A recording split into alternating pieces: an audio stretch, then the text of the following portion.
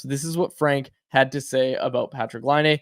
Laine has reportedly requested a fresh start outside of Columbus, and new GM Don Waddell is working to accommodate that. When asked specifically about Laine last week on Frankly Speaking, Frank's podcast, Waddell said, "We want players that want to play for the Columbus Blue Jackets." As he was making the round shortly after taking the reins, Waddell said the question he was posing to players was whether they'd be part of the solution or part of the problem. Laine's availability has been problematic, playing just 18 games in 2023-24 and entering the NHLPA Player Assistance Program in late January. Waddell said he recently underwent a shoulder cleanout operation, but it wasn't a major procedure, and he should be back to full health soon. He also called Laine a game breaker, and that part has always been true. He scored at a 34-goal pace while playing in Columbus, but he is a distressed asset to move now.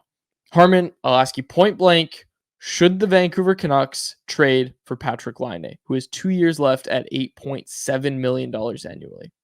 I'd be wary of it. For me, it's the health and the availability. You just look at his games played total the last 3 years, and keeping in mind these are all full 82 game seasons. We're not talking about the 2021 56 game campaign.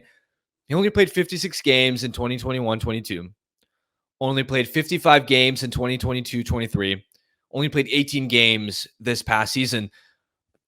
Laine has been a part-time player the last 3 seasons.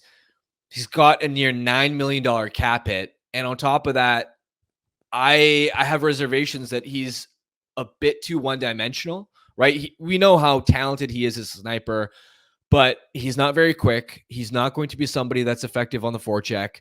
And historically, he's been poor defensively. So I wonder about whether he can actually fit with Rick Tocchet. Not to mention, when we discuss the Canucks' need for additional sort of offensive pop, creativity, what I'd like to see is when I examine the Canucks' top 6 pool right now, it feels like they don't have enough dynamic, actual play drivers.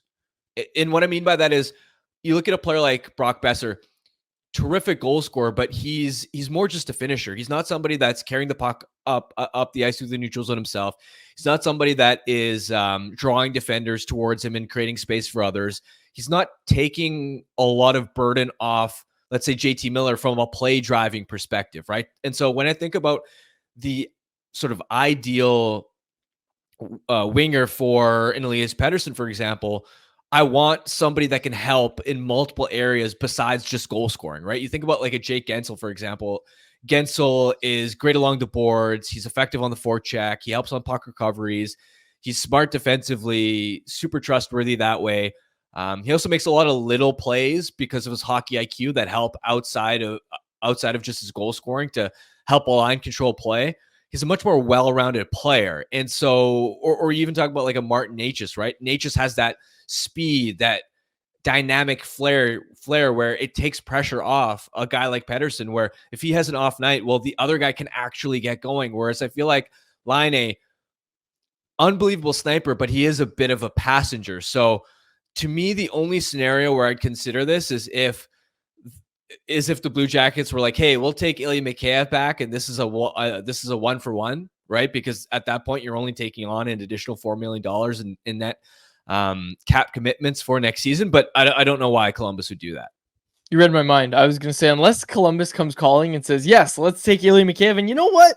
We'll throw in your check too. We'll give you some more stuff as well. Unless Columbus is really, and again, Frank used the word distressed asset. How much of a distressed asset is this? Because if you're going to add a winger to this team at $9 million, I would much prefer that it's Jake Gensel. And look, like that's the thing with Laine, is the low acquisition cost is probably going to be the most intriguing thing about this, aside from the player being very good himself. But in terms of assets, Jake Gensel is going to cost you basically the same thing to go out and get, right? So we'll see where it goes. I'd be curious.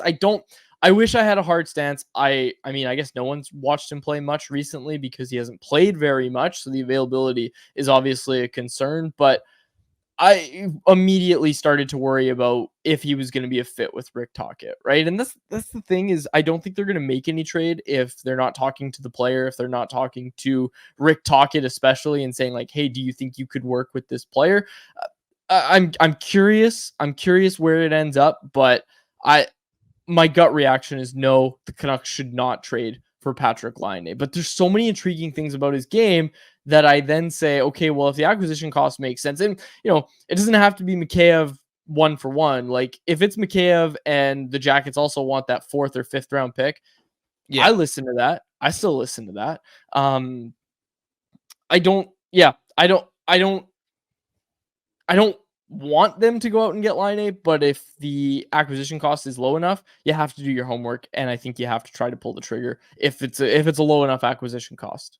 Yeah, he's far from plan A, but if Gensel signs for like 11 million somewhere, Yeah, I mean, I don't think he's going to get 11, but I get what you mean. If guys start flying off the board that you really want, and you're running out of options that make reasonable sense, then Laine could be a fallback option that you consider. And I do think it's fascinating. Grady brought up the screenshot from Jay Fresh, which had some microstat tracking data originally from Corey Schneider, and he pointed out that Laine has improved in a little bit in becoming a bit more well-rounded. Looks like he is doing a bit better job of driving chances on his own instead of being a pure "you got to set me up" and my job is basically just to get open. So that's a little bit intriguing, but there's a ton of risk that would come with taking a swing for Laine. And again, Brock Besser is a player that he was healthy for the regular season this year, but has had a lot of injury and durability related question marks in the past. Now, do you want to add another player who's in a very similar boat, right? Because health and this team not having to face major injuries through the regular season outside of Demko towards the end was a big part of why this team was so successful. And you're paying essentially $8.7 million for a player that might bounce back. DL in the chat pointed out that Laine is 6'5".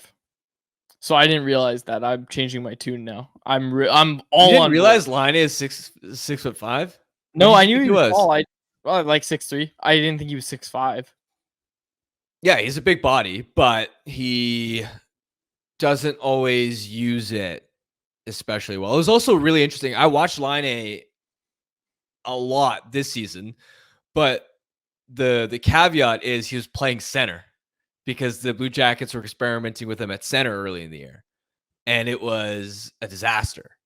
I remember because I was watching shift. I watch every shift of like 7 Laine games, his first 7 games, because I was writing about a story on some interesting lineup experiments around the NHL, and it was Laine at 1C. He really struggled defensively. I feel like he wanted to do the Tage Thompson thing, where it's like he probably saw Thompson as like a big skilled centerman just immediately pop off going from wing to center, and he's like, "Hey, you guys don't have centers, let me try." And it was a disaster, but obviously you don't put too much stock into that because Canucks wouldn't be acquiring him to be a centerman anyway. Hey, at least he's got that drive. At least he wanted to do it, right? You need good soldiers. You need good soldiers. Come on. And he's 6'5". I mean, I could have predicted that it wouldn't have gone well. So, I mean, on one hand, you could look at it as ambition, but on the other hand, you could look at it as he wanted an opportunity that all along he was never really a fit for anyway. Canucks Conversation is live Monday through Friday, every weekday at 2 p.m. over on the Canucks Army YouTube channel. Make sure you like, subscribe, and interact in the YouTube live chat every day with us, folks.